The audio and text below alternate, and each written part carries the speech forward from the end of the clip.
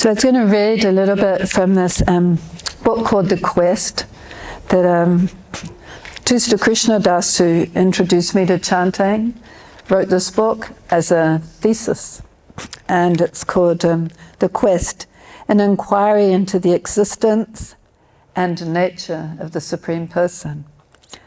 And because the goal of human form of life is to actually come to know and to love and to serve the Supreme Person, then we need to know more about this Supreme Being, about this absolute truth. And in our society there's a thing called relative truth. And you know that the more modern thing is my truth and your truth. Right? But truth actually means an absolute truth. And in the material world, we kind of rebel against that idea of there being an absolute anything. You know, it's like, but what about my opinion? Or what about, you know, what about this? Or what about that? And so, you know, we can sometimes struggle a little bit with this idea of an absolute truth. But there's different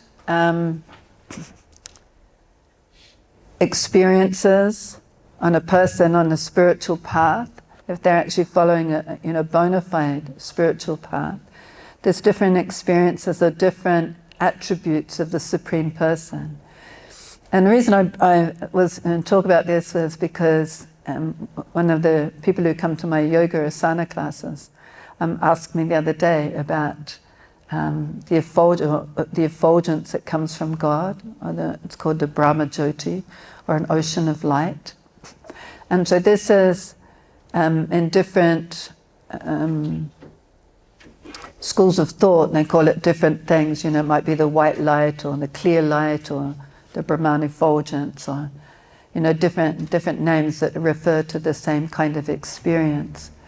So there's three fundamental experiences of the Supreme Person, and one is what's called the impersonalism or Brahman effulgence. And it's like an aura that comes from the Supreme Person. So sometimes like in psychic fairs and things like that, they'll have somebody who reads auras, or say they read auras. Right? And I don't imagine they ever tell anyone there's a black cloud around them, but anyway, there's people talk about an aura around a person, right? So around the Supreme Person is a supreme aura. Right? A supreme light.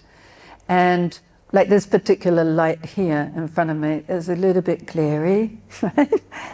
And the light that comes from the Supreme Person is like the ultimate in light, but it's full of warmth and full of love because it comes and springs from the Supreme Person. So it's not like in the Bible, in the Old Testament, as Moses talked about a burning bush, right? And it was like just, you know, he thought he saw God. It was like a burning bush that's just like, you know, and it was, you know, like cowering from this light. You know, it's like, you know, I can't look at that light, right? But the light that comes from Krishna is not like that. It's full of warmth. It's bright, but it's full of warmth and love. So that's called the first stage of, I don't have to go through these different stages, but that's the first level of having some sort of appreciation of an absolute truth, right? This light that comes from the Supreme Person. But because our nature is to be active and to love, like everybody wants to love and to be loved and to be we're active by nature. You know, we can't sit still for like 5 minutes. You know, there's something, you know, we're going to move something, right? And so that's our nature. And when the spirit soul, through different particular processes, merge into this ocean of light, they're not aware of the existence of anybody. Right? It's just this amazing ocean of light. And the experience is blissful because you've left your material body behind, which is full of all sorts of difficulties, right? You've left the material world behind, right? And so, but we can't stay in that condition eternally because the nature of the soul is to be active and to love. And so we're drawn back to the material world to try and have some loving relationship, some activity. Right? That's the first stage. And then there's another stage, which is called Paramatma realization. And that is when a person experiences that God is within my heart, that God is there within the core of the heart of every living being. He's an expanded. That God is still in one place. Maybe invite her in. She might be just looking for the flyer. God is not limited. When we go somewhere, we're either in one place or another, right? We can expand ourselves. But God has unlimited power, and He can expand Himself into unlimited forms.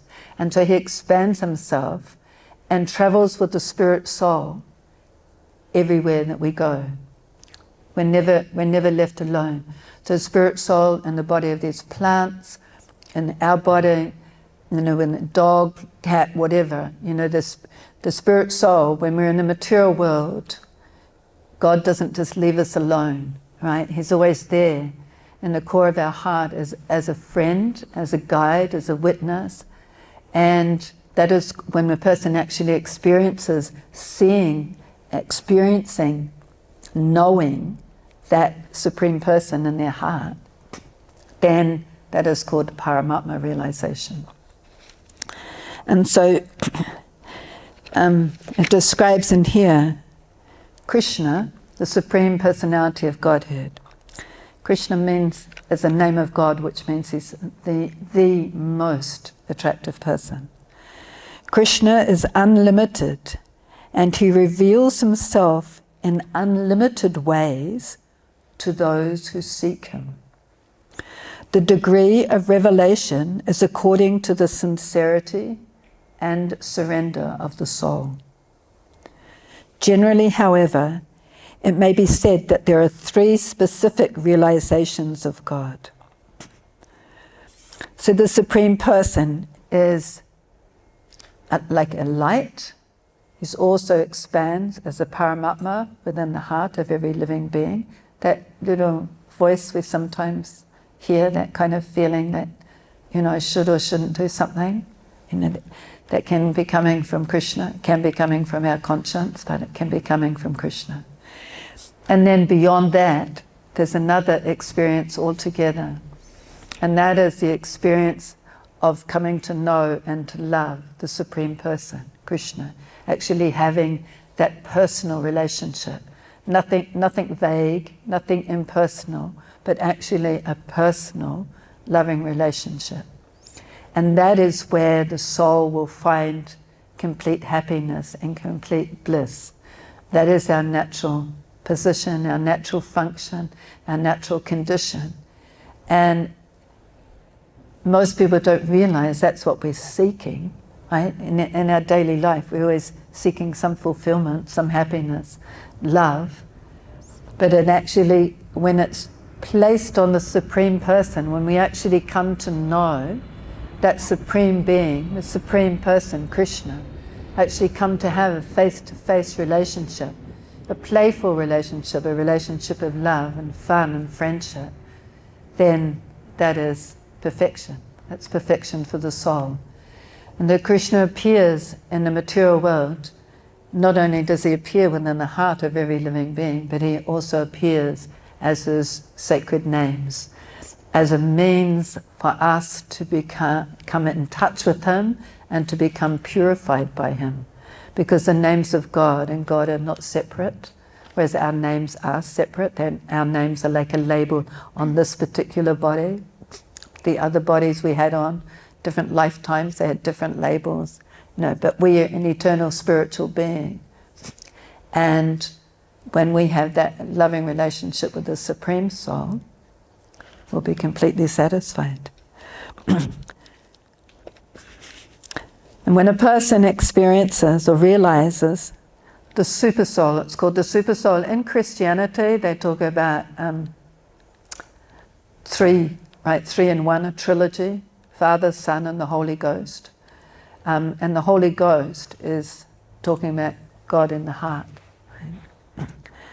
So one who realizes the super soul, or Paramatma, or Holy Ghost, within his heart can understand the personal feature of the absolute truth. And one can understand that that light, that source of light, comes from the Paramatma, the soul within the heart. Right? We're in the heart, but we're also accompanied by the Supreme Soul. And so that light rays is coming from the Supreme Person. And to realize the Supreme Person, sometimes called Bhagavan, means to know the Supreme original personality of Godhead in his most intimate, perfect, and complete form. So that is what we should try and aim for. And Tusta gives a really nice, what's it called? A parable, right? That helps us understand this. Once, many years ago, a railroad was constructed for the first time through a rural district in India. The new railway station was about 8 miles away from one particular village in which none of the residents had ever seen a train. On the evening that the train was due to arrive for the first time, 3 men were chosen to go and see it, and then return and report their experience to the rest of the village.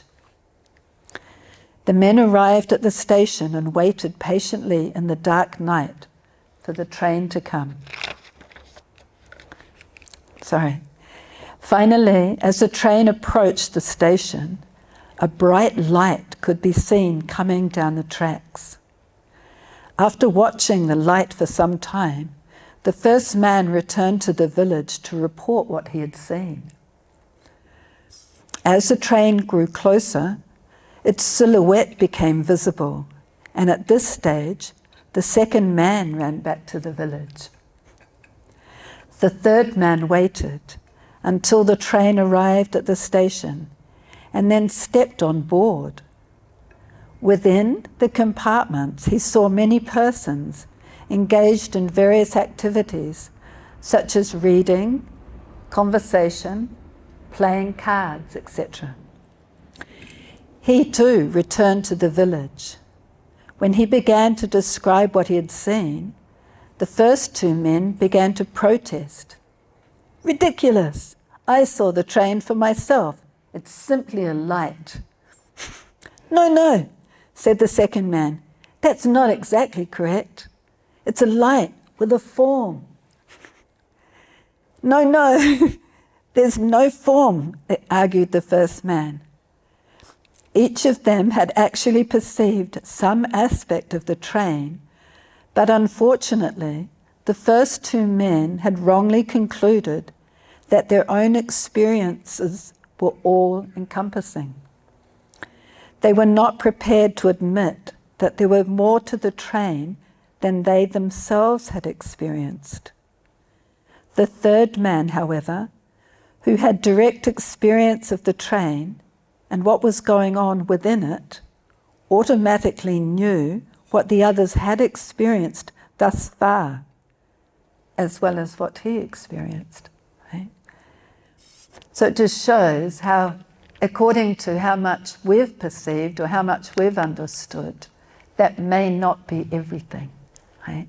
That we need to be open to exploring, to try and find out what is the nature of the Supreme Soul and what is our relationship with that Supreme Soul.